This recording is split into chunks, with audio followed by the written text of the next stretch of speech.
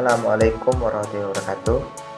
Halo, jumpa lagi dengan saya. Kali ini saya akan memberikan pemrograman perulangan kepada teman-teman, yaitu ada 3 jenis perulangan. Ada perulangan for, perulangan do, dan ada perulangan dual. Nah, untuk tiga perulangan ini nanti struktur deklarasi codingannya itu berbeda antara satu sama yang lain. Oke. Selanjutnya kita langsung saja masuk ke aplikasi sebelum teks. Nah, ini sebelumnya sudah saya masukkan di codingannya teman-teman. Pada kali ini saya akan menjelaskannya satu persatu. Untuk include standar input output, yaitu memanggil fungsi dari bahasa C, yaitu standar input output, yaitu fungsi dari printf, fungsi dari integer, for, dan lain sebagainya. Nah, untuk include standar library sama fungsinya, yaitu memanggil fungsi yang ada di folder library pada program bahasa C. Kemudian ini untuk tipe data dari codingan ini, yaitu menggunakan fitment. Artinya kita tidak memiliki nilai kebalikan. Kalau dia integer, dia memiliki nilai kebalikan. Kalau void, tidak. Oke, kemudian tanda kurung kurawal, buka kurung kurawal, dan tutup kurung kurawal, yaitu menandakan awal dan akhir dari suatu program. Baik, untuk yang pertama kita inputkan dulu, yaitu tipe data dan variabelnya, yaitu tipe data kita gunakan integer karena dia memiliki nilai genap, dan kemudian variabel datanya itu i. Nah, pada perulangan pertama kita menggunakan perulangan for. Baik teman-teman, untuk perulangan for ini terdiri sebelumnya pada perulangan itu terdiri dari 4 bagian, yaitu ada inisiasi, ada terminasi, ada iterasi, dan ada proses. Nah, untuk for ini, untuk for kita ketikkan dulu for. Nah, i sama dengan 0, ini merupakan inisiasi.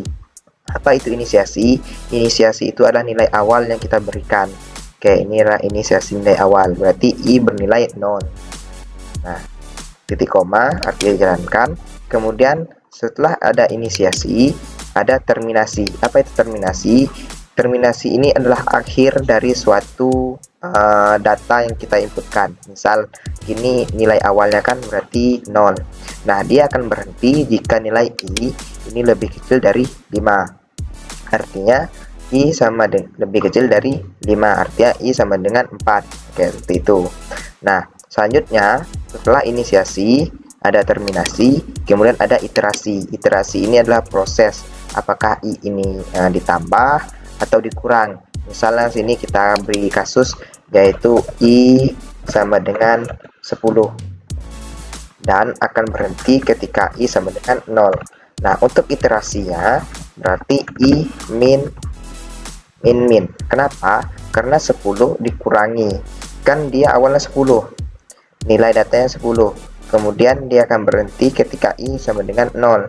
Artinya i ini di decrement, artinya decrement nih, karena i min ini artinya decrement. Nah, seperti itu. Ini berarti increment. Setelah seperti pada video sebelumnya sudah saya jelaskan apa itu increment dan apa itu decrement. Nah, fungsinya increment itu pada perulangan. Nah, setelah ada inisiasi, terminasi, dan iterasi, selanjutnya ada proses. Proses inilah untuk menampilkan data yang akan kita munculkan ke monitor. Misal di sini saya ingin membuat prosesnya yaitu %i. %i ini artinya kita memanggil atau menampung data yang bertipe integer. Nah, bertipe integer ini tadi dia berbentuk huruf, ada 1, 2, 3, 4, dan 5. Jika teman-teman tanpa menggunakan suatu data atau angka, teman-teman tidak usah menggunakan %i. Langsung saja teman-teman ketik di sini Halo Politeknik Ampar misalnya. Nanti akan muncul Halo Politeknik Ampar sebanyak 5 kali.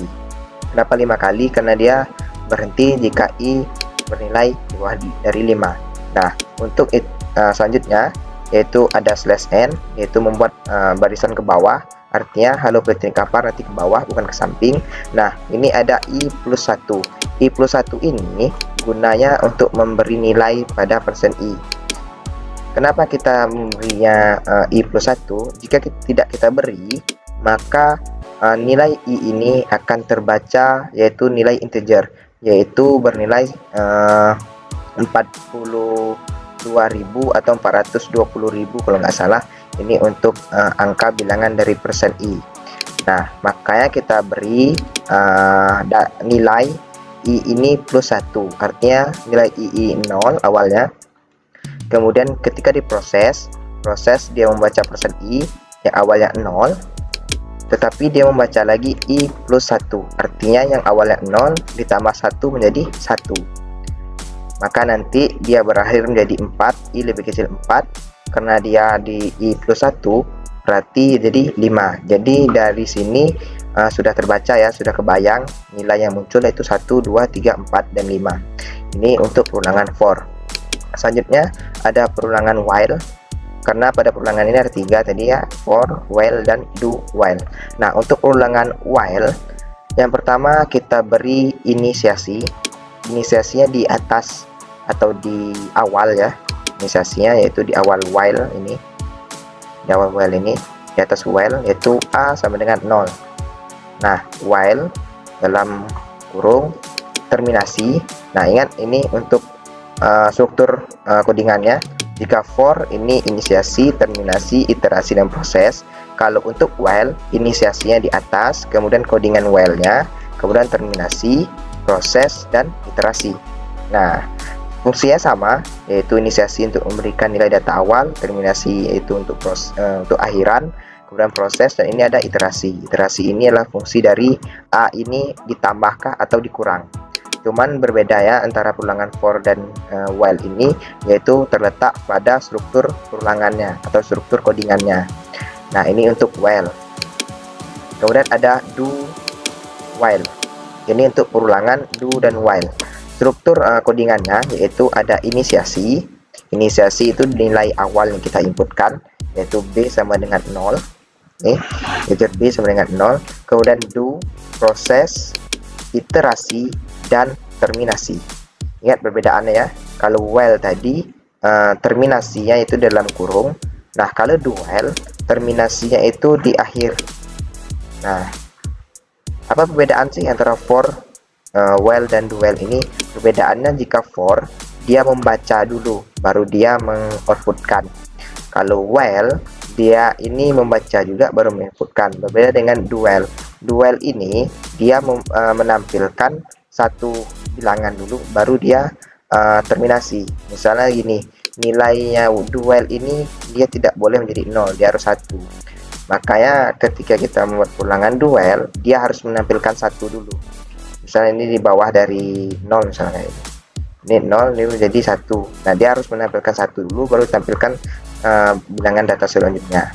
Dia harus menampilkan data dulu. Itulah sedikit perbedaan dari perulangan while dan do while dan for. Oke, selanjutnya kita langsung jalankan saja codingannya. Masuk ke Windows N. Oke. Nah, baik, ini untuk lokasinya di D PMD modul C9C ya. Masuk di D, well cd PMD, kemudian GCC -o modul, namanya itu modul, kemudian nama filenya modul 9.c. Oke, kemudian kita masukkan modul. Nah, maka hasilnya akan menjadi seperti inilah perulangan for, ini perulangan while, dan ini perulangan do while. Oke, baik, mungkin cukup sekian dapat saya sampaikan. Jika ada pertanyaan, teman-teman boleh bertanya di kolom komentar. Jika tidak, saya akhiri dengan wabillahi taufiq. Wassalamualaikum warahmatullahi wabarakatuh.